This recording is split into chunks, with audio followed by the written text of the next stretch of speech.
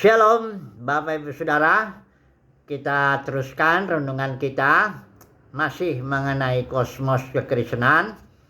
Kemarin kita sudah membaca satu ayat terkait kosmos kekristenan dalam 1 Yohanes 2 ayat 15-16, di mana dikatakan di sana, janganlah kamu mengasihi dunia dan apa yang ada di dalamnya.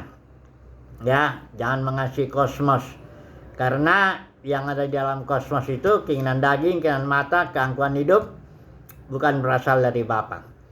Mengapa demikian? Mengapa dalam kosmos itu ada keinginan daging, keinginan mata, keangkuhan hidup? Karena kosmos kekristenan ya memang menawarkan ada uang, jabatan, hormat manusia. Ini yang menyebabkan kedagingan itu jadi apa ya, dipanas-panas, dikibas-kibas itu kedagingan itu ya. Kalau masuk melayani dalam sistem, dalam kosmos, maka memang ditawarkan ya uang, ya gaji, bisa jadi kaya bahkan, jabatan, ya hormat manusia.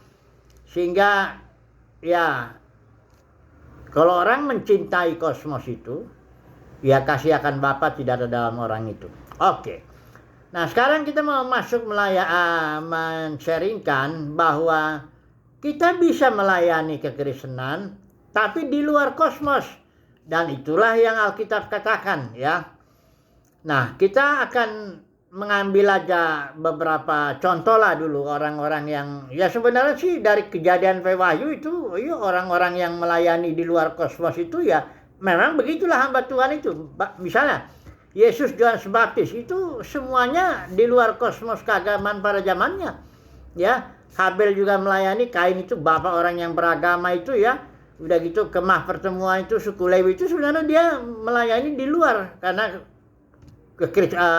umat Tuhan pada itu jatuh dalam penyembahan berhala ya. Terus itu berjalan, itu Abraham pun dipanggil keluar dari pecahan-pecahan kerajaan Nimrod itu, dia juga melayani di luar sistem keagamaan di zaman itu ya. Nah, tapi kita mempunyai dasar teologis yang kuat yang ada di kitab Ibrani yang akan kita baca sebentar ya. Ibrani pasal 13 itu ya, ini ceritanya orang Ibrani ini, Kristen Ibrani, dia sebenarnya udah Kristen, terima Tuhan Yesus, tapi mereka ini cenderung kembali kepada aturan-aturan Yudaisme ya.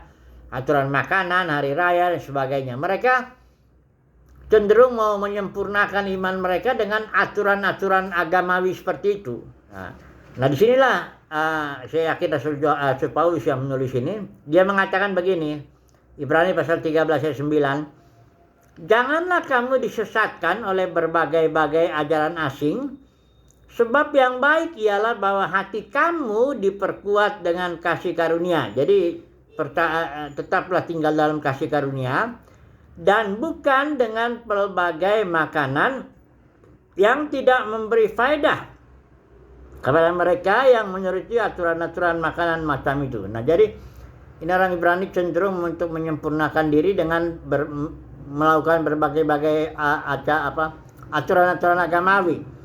Nah, kemudian di sini dikatakan kita mempunyai 10 ya, kita mempunyai suatu mesbah.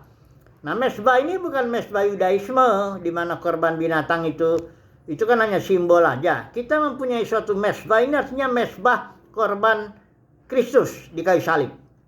Ya.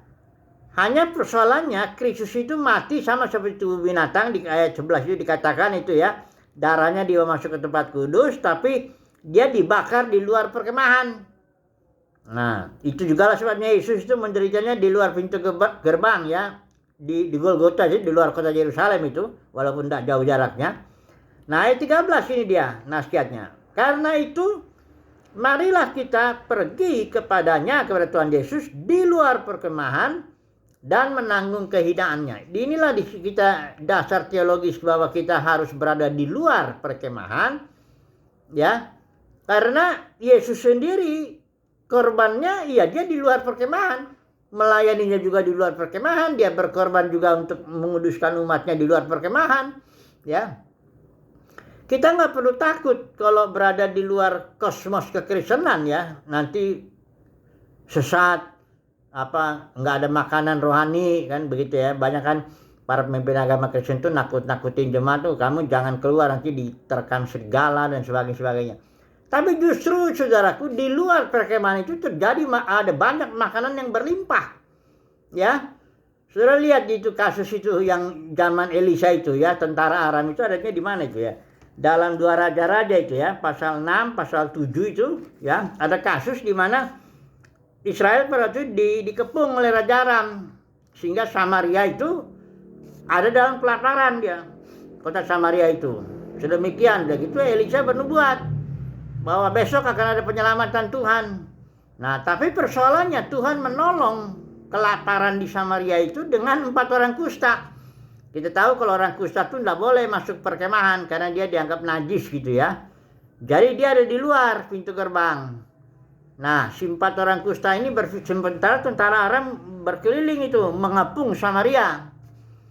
Nah, si 4 orang kusta ini berpikir kalau kita masuk ke dalam kota, kita juga mati.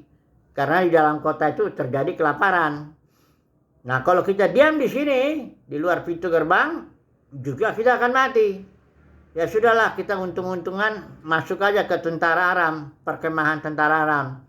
Kalau dia bunuh kita, ya kita mati. Kalau dia bikin kita hidup, ya kita hidup, begitu aja. Masih ada kemungkinan hidupnya gitu. Akhirnya pergilah ini 4 orang kusta ini ke perkemahan tentara Aram. Tapi Tuhan rupanya sebelumnya sudah bikin tentara Aram itu mendengar suara derap kuda, suara kereta-kereta apa yang seolah-olah orang Israel menyewa tentara untuk nyerang dia.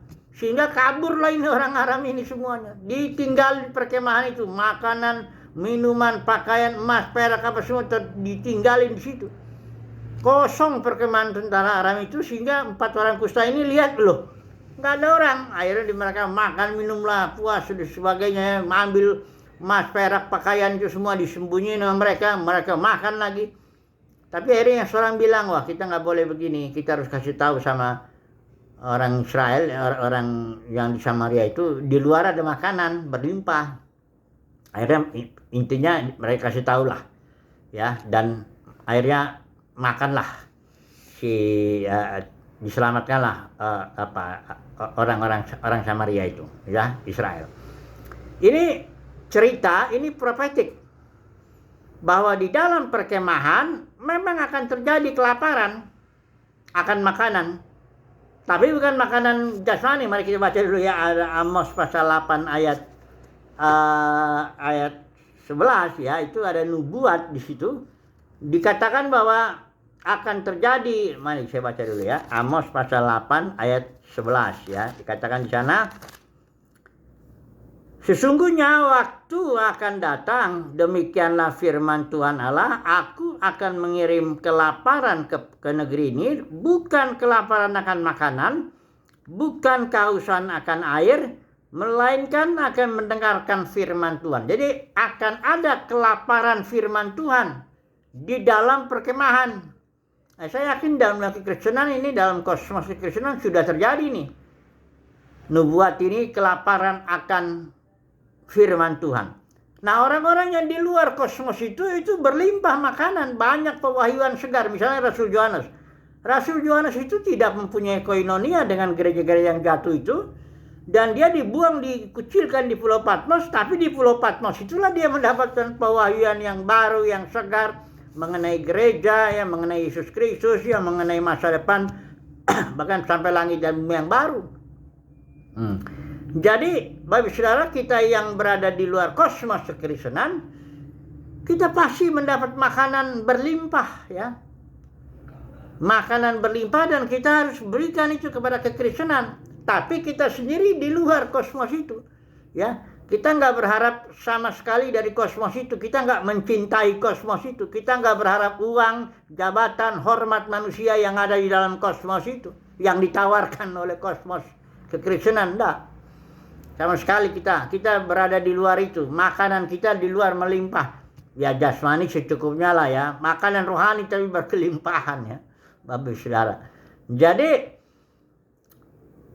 memang seharusnya hamba Tuhan itu yang melayani di luar kosmos kekristenan. Karena kalau di dalam kosmos dia banyak kepentingan nanti. berusaha berkenan kepada manusia, sementara kitab Galatia 1:10 ya, apabila Paulus bilang, apabila aku mencoba berkenan kepada manusia, aku bukan hamba Kristus, ya. Kalau orang dalam kosmos Kristenan melayani dalam kosmos, ya, kalau ngomong sama orang kaya ya nggak bisa kasar-kasar lah, ya.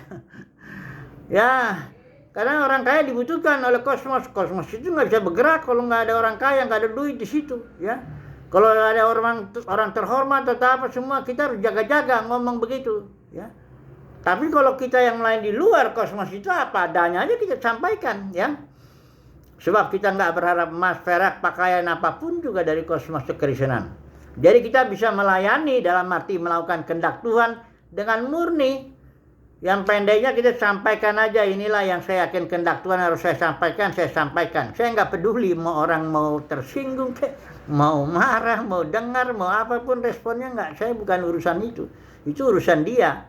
Urusan saya menyampaikan apa yang saya yakini itu adalah kehendak Tuhan. Jadi kita yang melayani di luar kosmos itu sangat enak, bebas ya. Kayak Paulus bilang, saya orang bebas.